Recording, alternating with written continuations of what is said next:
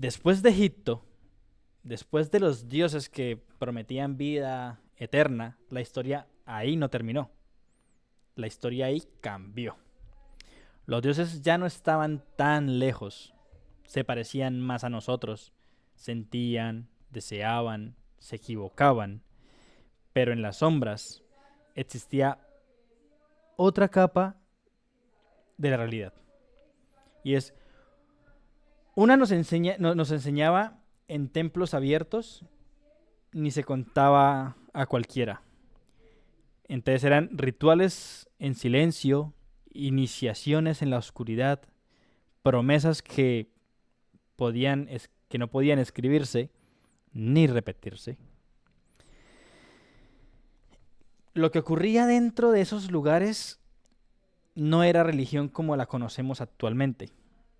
Era experiencia, era transformación, era cruzar un límite y no volver a ser el mismo.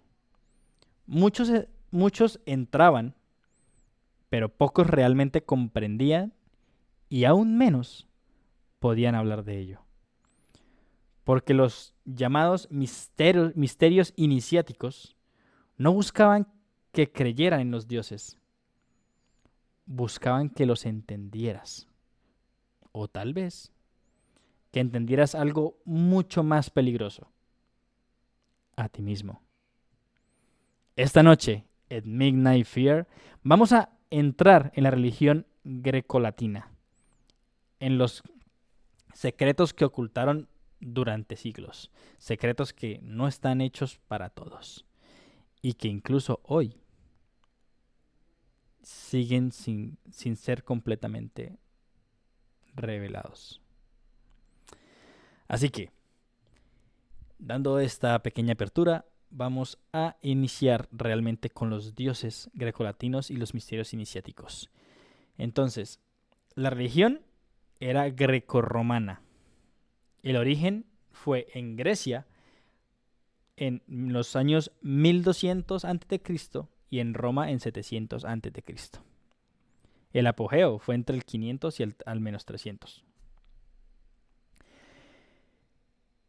Vamos a empezar con el dios principal, y es Zeus, o Júpiter, como algunos lo llamaban, y es el padre de los dioses.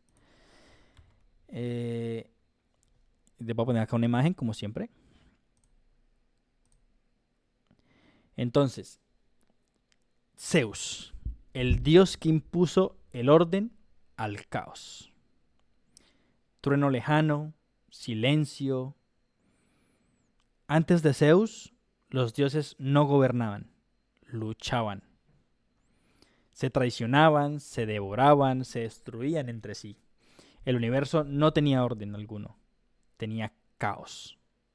Hasta que uno de ellos decidió poner fin a todo esto. Y su nombre era Zeus. Y no solo tomó el poder, lo organizó. Pero entonces vamos con el contexto de Zeus. El nombre es Zeus. El origen de él fue en los años 1200 a.C. ¿En la qué cultura? Religión griega, arcaica y clásica. Zeus pertenece a la generación de los dioses olímpicos, pero no fue el primero. El mito de que trae a Zeus a la mesa fue el hijo que sobrevive. Su historia comienza con algo oscuro. Su padre, se llamaba Cronos, él devoraba a sus hijos porque él temía a ser destronado. Él temía a ser destronado. Pero Zeus sobrevivió gracias a su madre, Rea. ¿Y por qué sobrevivió por gracias a Rea? Porque ella lo escondió. Entonces, Zeus, al estar escondido, él pudo crecer, él pudo entrenarse. Y después, cuando Zeus crece y ya está entrenado, él regresa y libera a todos sus hermanos. Poseidón, Hades, Hera, Deméter, y juntos derrotan a los titanes. Este evento se conoce como la titanomaquia.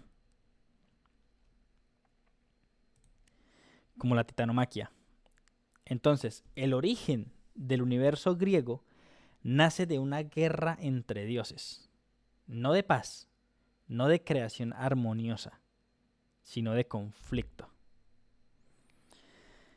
Entonces, después de que ellos ganaron la guerra contra Cronos, que hubo una victoria, Zeus se convierte en el rey del Olimpo y pasa a controlar el cielo, el rayo y el orden. Pero hay algo más importante, y es que Zeus introduce la ley divina. Entonces, Zeus no solo es poderoso, era juez. Entonces, él protege juramentos, hospitalidad y justicia, y castiga a quienes rompen el orden. Textos que podemos encontrar a Zeus. Teología de Hesiodo, y ahí narra el origen de los dioses y el ascenso de Zeus. En el libro de la Ilíada de Homero, Zeus aparece como árbitro de la guerra, figura de autoridad suprema, y solamente en esos dos libros. En la segunda y la otra evidencia es ya una evidencia arqueológica, y es que existe el templo de Zeus en Olimpia. Hay una estatua de Zeus, es una de las 7 maravillas del mundo antiguo. Inscripciones y ofrendas en santuarios también está ahí. Y era parte central de la vida política y social griega. Entonces, Zeus no era moralmente perfecto. Zeus era pícaro, era infiel, era impulsivo, es contradictorio, pero aún así es el garante del orden. Entonces, y el orden del mundo, pues no es perfecto, así como lo es Zeus, pero es necesario. Ahora pasemos a las influencias en las religiones posteriores. Dios del cielo, Zeus es igual, significa que es igual a cielo y rayo. Y el Dios bíblico es el dominio del cielo. Autoridad suprema, Dios, Zeus, rey de los dioses. En el cristianismo, Dios como soberano absoluto. Justicia divina, Zeus castiga. El cristianismo es un juicio moral. Entonces, la estructura conceptual que venía antes de Cristo no se elimina por completo y se crea una nueva. Como se están dando cuenta, va evolucionando a medida de los años. Entonces, Zeus no creó el universo. Tomó un mundo caótico y les dio reglas, leyes, estructura. Y aunque no era perfecto, mantenía el equilibrio, y tal vez solo por eso la humanidad empezó a creer en algo nuevo, que el universo no solo tenía poder, tenía orden. Dejando a Zeus de un lado, les quiero presentar, a ver si la encuentro de primera. Sí, la encontré de primera, gracias a Dios. Les presento a Hera, y es la reina que nunca perdió el trono. No todos los dioses gobernaban con rayos. Algunos gobernaban con algo más silencioso, pero igual de poderoso. Autoridad, legitimidad y control. Hera no necesitaba conquistar el Olimpo, porque ya era su reina. Pero pasemos al origen de Hera. En el nombre griego es Hera. El nombre romano es Juno. Y el origen de ella también arranca desde los 1200 a.C., adoptada por Roma posteriormente. Hera pertenece a la primera generación olímpica, hermana y esposa de Zeus. Vale aclarar. Y eso, pues, ya nos dice algo clave. El poder divino también es familiar y político.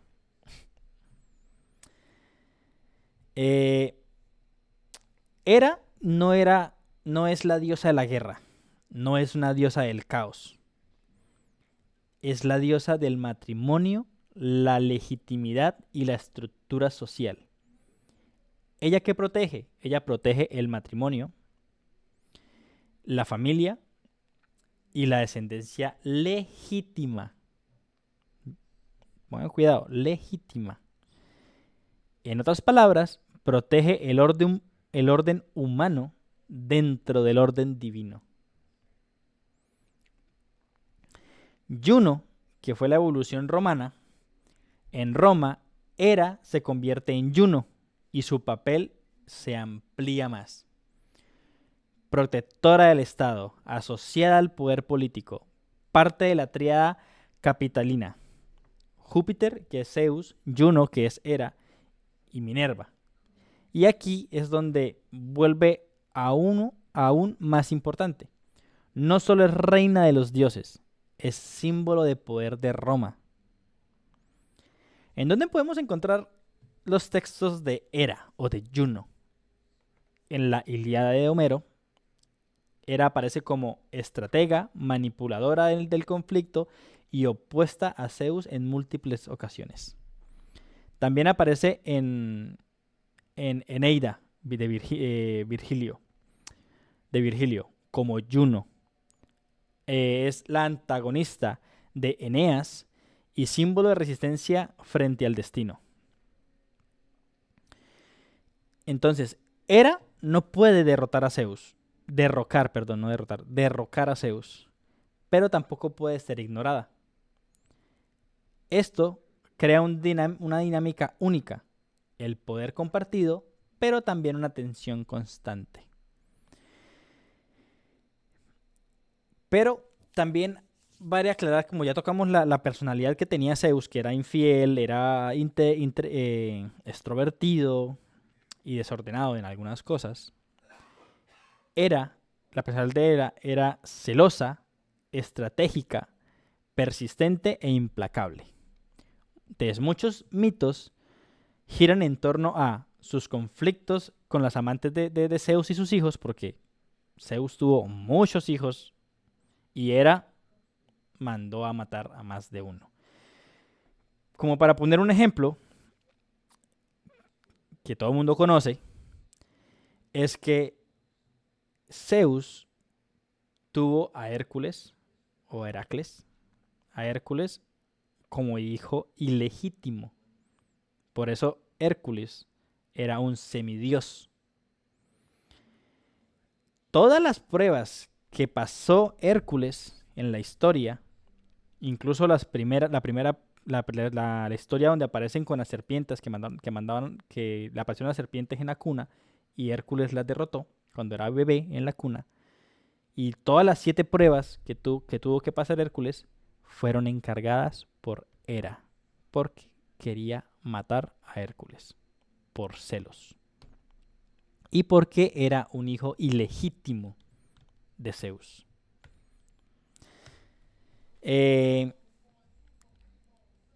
Hera no es celosa por capricho. Defiende el orden que Zeus rompe constantemente al irse de juerga y serle infiel múltiples veces. ¿Qué evidencia arqueológica tenemos de Hera? De Hera tenemos los templos de Hera, que eran Heraion, en Argos y Samos. El culto de Juno en el Capitolino romano.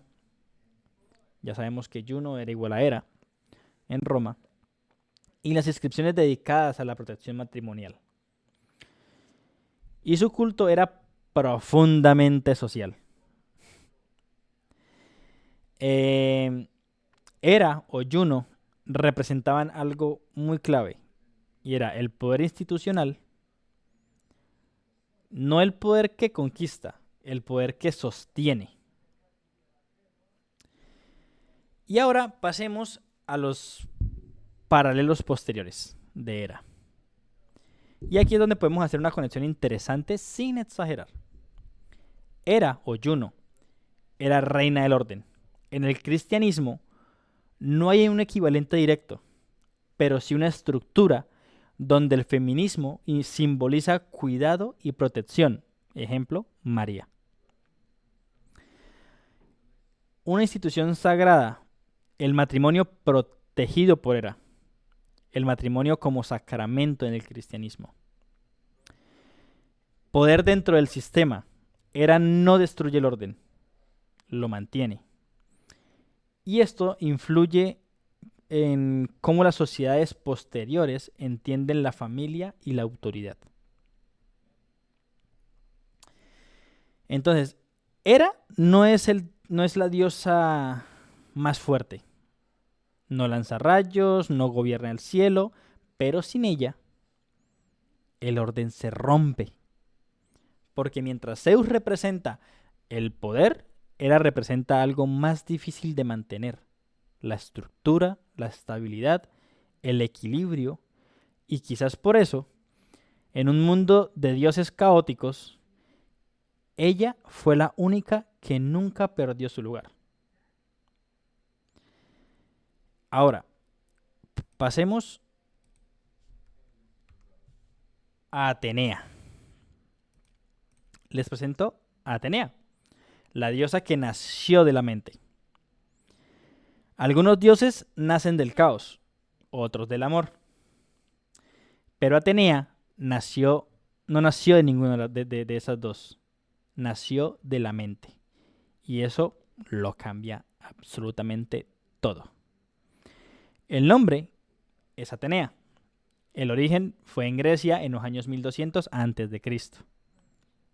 El centro principal de ella fue Atenas. Por eso, Atenea, Atenas. Y ella es la diosa de la sabiduría, estrategia, guerra, pero ojo, no caótica. Una guerra más sabia, más. El mito dice que Zeus sufre un dolor insoportable en la cabeza. Ordena que le abran el cráneo y de su cabeza emerge Atenea, completa, armada y lista. Y Atenea no tiene infancia. Ya ella nace adulta, nace funcional, nace perfecta. Eso dice el mito. Entonces, en función teológica, ella es la inteligencia del orden. Entonces, si lo explicamos, es que Ares es igual a guerra, una guerra violenta. Atenea es una guerra estratégica. Entonces, Atenea representa la planeación, la lógica y el control. Atenea no solo ayuda en la guerra, construye civilizaciones. Se le atribuye el olivo, símbolo de la paz y prosperidad, técnicas artesanales, protección de ciudades, y es la diosa de la polis, la ciudad organizada. ¿En qué textos aparece ella? Ella aparece nuevamente en la Odisea de Homero y aparece como la guía de Odiseo. No con fuerza, sino con inteligencia. Y aparece en la Ilíada. Y ella interviene en la guerra de Troya. Aparece en la guerra de Troya, siempre del lado de la estrategia. ¿Qué evidencias arqueológicas tenemos de Atenea. Y pues de ella tenemos el Partenón en Atenas. Tenemos estatuas de Atenea Partenos, monedas con su imagen, relieves y templos dedicados a ella.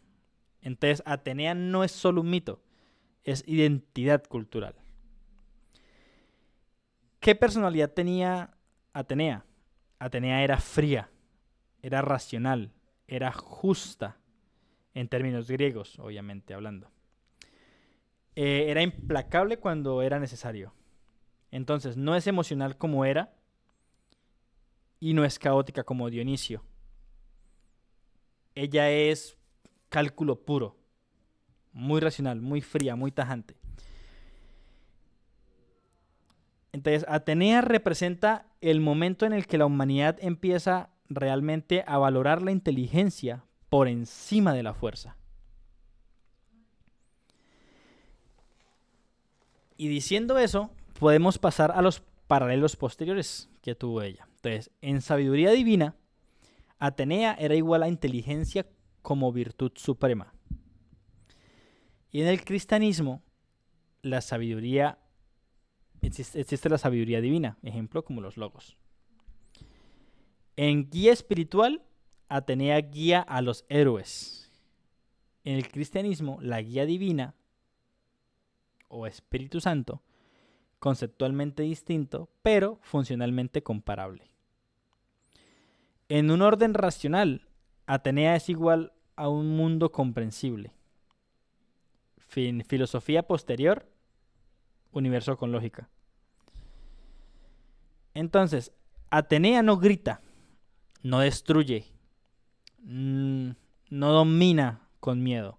Ella piensa. Y en ese pensamiento hay poder. Pero porque quizás el mayor descubrimiento de la humanidad no fue el fuego, ni la agricultura, ni siquiera la religión. Fue entender que el mundo podía ser comprendido y que la inteligencia también podía ser divina. Dejando así a Atenea, les quiero presentar a Apolo. ¿Y quién es Apolo? Apolo es el dios que podía ver el futuro. Entonces, hay dioses que gobernaban el cielo, como Zeus. Otros que controlaban la muerte, como Hades. Pero Apolo controla algo mucho más inquietante, el conocimiento del futuro. Y si sabes lo que va a pasar, ¿realmente tienes libertad? Es una buena pregunta, ¿no? Que si la quieren contestar, los leo. Adelante. El origen de él es Grecia, obviamente, en los años 1200 a.C. El centro principal de él fue en Delfos. Apolo es una de las deidades más complejas. Era música, era luz, música, plaga y profecía. Orden y peligro al mismo tiempo. Como función teológica, era como el orden a través del conocimiento. Entonces Apolo no impone orden como Zeus, lo revela. Es el dios de la verdad, la armonía y la claridad, pero también del castigo invisible, o sea, enfermedades y plagas. Y aquí es donde viene como el núcleo de su poder. No sé si ustedes han escuchado al oráculo de Delfos. Creo que es un término bastante común. En Delfos, allí una sacerdotisa, la Pitía, estaba en trance y hablaba en nombre de Apolo. Reyes, generales, ciudadanos acudían a ella para preguntar: ¿debo ir a la guerra? ¿Este es mi destino? Y la respuesta de Apolo nunca eran claras, como todas las profecías actualmente también. Eran ambiguas, o sea, eran abiertas. Un ejemplo clásico. Un rey pregunta si ganará una guerra. La respuesta, un gran imperio caerá. Y sí, pero el imperio que cayó era el de él. ¿En qué textos podemos encontrar a Apolo? Nuevamente, en la Ilíada de Homero. Apolo envía plagas con sus flechas. ¿En dónde aparece más? En los himnos homéricos a Apolo. Narran el nacimiento de Apolo y su establecimiento en Delfos. ¿Qué evidencia arqueológica tenemos de Apolo? Tenemos el santuario de Delfos, tenemos inscripciones oraculares, tenemos ofrendas a los reyes y ciudades, y tenemos el templo de Apolo. Entonces, Delfos fue considerado el centro del mundo. Como pequeño dato ahí. ¿Y qué personalidad tenía Apolo? Apolo es perfecto, es bello y es preciso, pero también era frío, implacable y castigador. Si rompes el orden, Apolo no te grita, te enferma. Entonces, Apolo representa algo nuevo, algo totalmente nuevo. El mundo tiene lógica, pero no es completamente comprensible. Ahora, ¿con qué lo podemos comparar con los paralelos posteriores? Verdad divina. Apolo revela el destino. En el cristianismo, Dios como verdad absoluta. Mediador humano divino. Pitia transmite el mensaje de Apolo como la palabra divina. Profecías bíblicas que transmiten mensajes de Dios. Y hubo muchos profetas bíblicos. Luz como conocimiento. Apolo es igual a luz, que es igual a claridad. En el cristianismo, la luz es igual a verdad espiritual. Entonces, Apolo no era el dios más fuerte, pero es uno de los más peligrosos, porque no controla tu cuerpo, controla lo que sabías. Y en ese conocimiento había poder, pero también una trampa, porque el destino ya estaba escrito. ¿Realmente podías cambiarlo? O peor aún, solo estabas caminando hacia algo que nunca pudiste evitar. Ahí les dejo esa preguntita. Dejándole a un lado con esa pregunta, quiero presentarles a Dionisio. Y es que Dionisio era el dios que te hacía perder el control. Algunos dioses exigían orden, otros dioses sacrificios, pero hay uno que exige que pierdas el control, que dejes de ser quien eres, que cruces un límite y que no vuelvas igual. Ese dios es Dionisio. El nombre de él es Dionisio, el origen de él fue en Grecia, aunque con influencias posiblemente orientales en los años 1200 a.C. Entonces Dionisio es el dios del vino, dios del teatro, de la transformación, del éxtasis. Por eso, pero eso es solo la superficie de Dionisio. Y él tuvo el nacimiento más extraño. Y es que Dionisio tiene un origen único. Su madre, Semele, muere al ver la verdadera forma de Zeus. Zeus salva al bebé.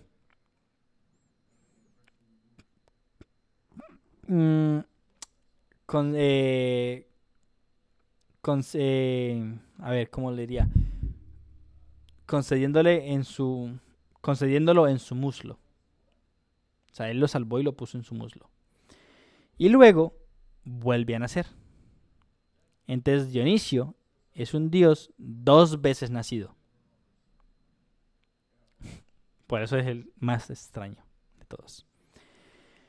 En la función teológica de Dionisio, el rompedor del orden.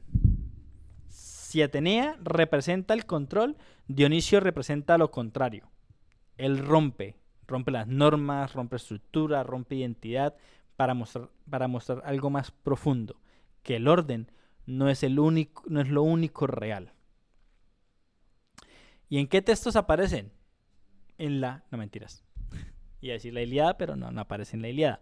Él aparece en las Bacantes de Eurípides. Y aquí vemos el lado oscuro de Dionisio.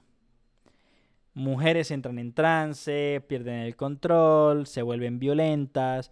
El caos no es un símbolo, es real. Entonces, Dionisio tenía muchos rituales, el éxtasis como experiencia divina. Entonces, los seguidores de Dionisio, bacantes, que eran las mujeres, también estaban los sátiros. Los rituales incluían danza, música, consumo del vino, estados alterados de la conciencia. Y el objetivo era trascender la identidad humana. Entonces los participantes podían despedazar animales o incluso humanos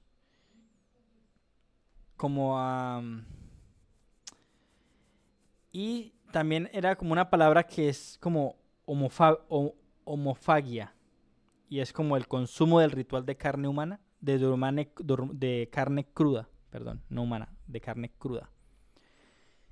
Por eso él rompe todo esquema, descontrol total. Y la personalidad divina de él es liberador, seductor, caótico, pero también es peligroso, incontrolable, destructivo. No puedes dominar a Dionisio, solo experimentarlo. Entonces Dionisio representa la ruptura del ego, la disolución de la identidad, la experiencia de algo más grande. ¿Sí? Y ahora pasemos a los paralelos, vamos a la comparativa, lo que tanto nos gusta. Voy a subir una a la silla, eso. Entonces, porque me está molestando la espalda. Entonces, aquí hay conexiones interesantes, ¿saben? Vino como elemento sagrado. Entonces, Dionisio vino es igual a la conexión divina. En el cristianismo, el vino es la sangre de Cristo. Experiencia espiritual. Dionisio igual a éxtasis total. No hay mejor palabra que pueda escribir a Dionisio que el éxtasis. En el cristianismo están las experiencias místicas. Muerte simbológica y renacimiento. Dionisio es como pérdida del yo, como pérdida del ser mismo. En el cristianismo, morir para renacer espiritualmente. Entonces, Dionisio no te castiga, no te juzga, no te gobierna, te transforma, te empuja a cruzar un límite, a dejar de ser quien creías que eras. Y en ese proceso hay algo aterrador, pero también liberador. Porque quizás lo más peligroso no es perder el control, es descubrir que nunca lo tuviste realmente. Ahora, dejando a Dionisio de un lado, quiero presentarles a uno de los dioses más temidos, a uno de los dioses que nadie quiere ver, y ese es Hades, el dios que no podías evitar. Algunos dioses podías ignorarlos. Puedes evitar sus templos. Puedes evitar puedes evitar no rezarles. Puedes incluso desafiarlos. Pero hay uno al que todos, sin excepción alguna, terminan llegando. No importa quién eres, no importa lo que creas. Ese Dios es Hades. El origen de Hades, pues es en Grecia en los años 1200 a.C. Su traducción de la palabra Hades, el invisible. Hades no es el dios de la muerte, es el dios del lugar donde van los muertos. Entonces, la función teológica de Hades es el administrador del inframundo, o del infierno, como lo quieran ver actualmente. Aquí hay una diferencia clave, y es que el Thanatos es igual a la muerte, o sea, el evento como tal, de morirse. Y Hades es igual al inframundo, o sea, el destino. Hades no mata, Hades recibe. El inframundo, las almas, la riqueza subterránea, metales, minerales, son de las tres cosas que Hades gobierna. El mito central de Hades es el rapto de Perséfone. Creo que todo el mundo lo conoce. Hades secuestra a Perséfone, que es la hija de Deméter, que a su vez es su hermana, o sea, secuestra a su sobrina, la lleva al inframundo, la convierte en su reina, pero ocurre algo clave. Perséfone come en el inframundo, y eso la ata a ese lugar. Entonces, una vez comes en el inframundo, ya no puedes irte completamente. Y aquí empieza el ciclo de vida y muerte. Perséfone, parte del año está en el inframundo, y parte del otro año está en la tierra. Entonces eso explica el invierno en su ausencia y la primavera en su regreso. Así es como supuestamente nació las estaciones. El invierno cae cuando Perséfone no está, porque Deméter, vale aclarar que Deméter es la diosa de la agricultura, y al perder a su hija, dijo, pues hasta que no me devuelvan a mi hija, yo no hago que ninguna planta crezca. Entonces, cuando Perséfone tiene que volver al inframundo con Hades, Deméter deja de hacer que las plantas crezcan. Por eso queda el invierno. Y cuando Perséfone vuelve a la tierra con su madre, vuelven a florecer las plantas. Y ahí es donde está la primavera. Por eso, muerte, vida, muerte. ¿En dónde aparece? Nuevamente aparece en la Odisea de Homero. Si les da curiosidad, bien puedan. Ese libro es muy fácil de conseguir. Entonces, Odiseo desciende al inframundo. Describe un lugar sombrío, sin gloria. ¿Dónde más aparece? Aparece en la teogonía de Hesiodo. Y describe la división del mundo. Zeus igual a cielo, Poseidón igual a mar, Hades igual a inframundo. ¿Qué evidencia arqueológica tenemos realmente de Hades? Hay santuarios subterráneos hacia Hades, hay tumbas con ofrendas, inscripciones funerarias, y Hades no tenía un culto popularmente fuerte. ¿Por qué? Porque nadie quería llamar su atención. Todo el mundo le tenía miedo. ¿Qué personalidad divina tenía Hades? Hades era frío, justo, pero implacable. No es cruel, es inevitable. Recuérdenlo bien. Entonces, Hades representa la aceptación de la muerte como un destino universal. No hay escapatoria de eso. No hay negociación alguna. Solo transición. Y aquí es donde vamos a poder compararlo con las religiones, con la religión actual. Y es que Hades es igual al reino de los muertos. En el cristianismo es el infierno. Juicio y destino. En Grecia el destino era un destino fijo, menos moral que Egipto, obviamente.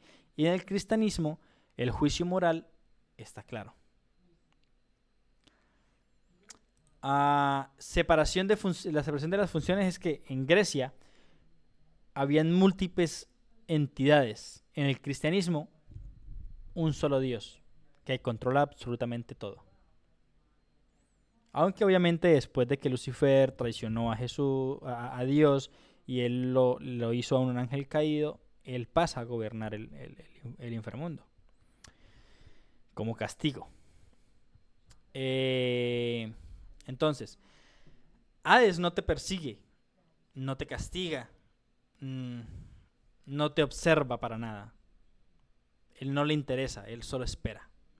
Porque sabe que él sabe algo, que todos los demás dioses también saben, que al final todos van a llegar a él. Y quizás por eso no necesita templos grandes, ni adoración constante, ni siquiera atención. Porque su poder no depende de que creas en él. Depende de algo mucho más simple, de que estés vivo. Pero aquí viene lo interesante, y es que más allá del culto público existían los misterios iniciáticos. Y es que los misterios de Ulises es en honor a Deméter y Perséfone, que celebran actualmente en septiembre. Y era que prometían esperanza en la vida después de la muerte. El mitraísmo fue en el siglo I antes de Cristo y en el siglo IV después de Cristo. Y ahí el dios Mitra fue un culto popular entre soldados romanos. Y como dato perturbador, como número 3, el matriaísmo celebra un banquete sagrado donde tenían rituales de iniciación, hablaban de salvación y compartían la fecha cercana al 25 de diciembre para celebraciones solares. Por eso lo llamaban como Natalis Solis Invicti. Entonces el 25 de diciembre fue adoptado oficialmente por la iglesia en el siglo IV bajo Constantino.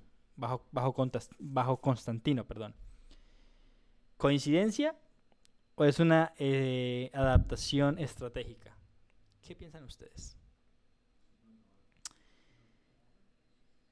¿Qué evidencia histórica tenemos? Los templos mitriáticos en Mitrea, hallados en Londres, Roma y Alemania, en 3 lugares.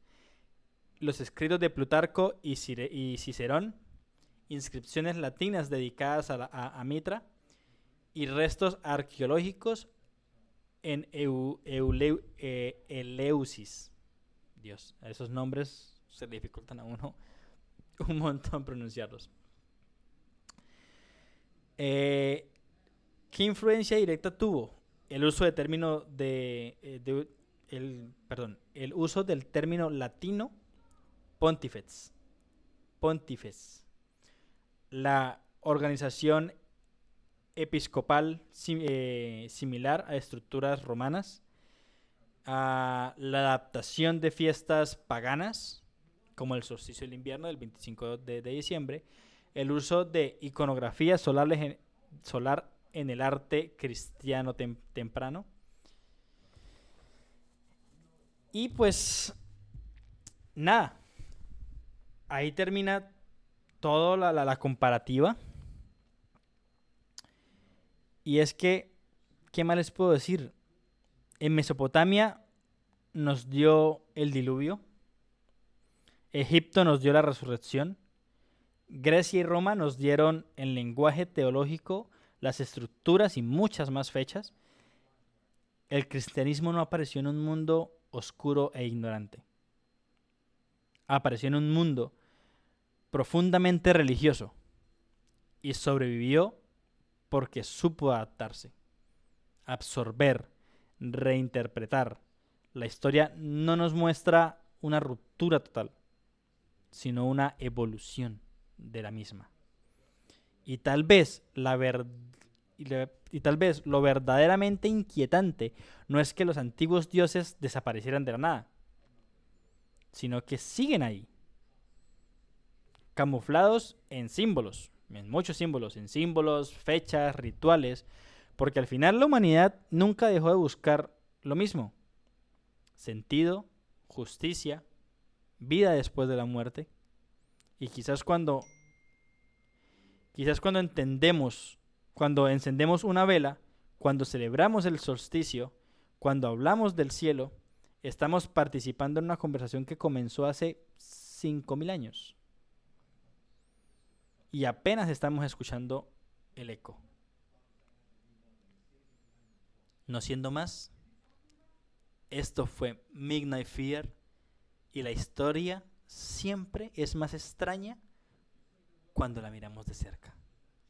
Nos vemos el siguiente viernes para otro capítulo en los cuales creo que podemos abarcar el cómo el cristianismo apareció y cómo fue entrando y transformando a la humanidad hasta llegar al día de hoy.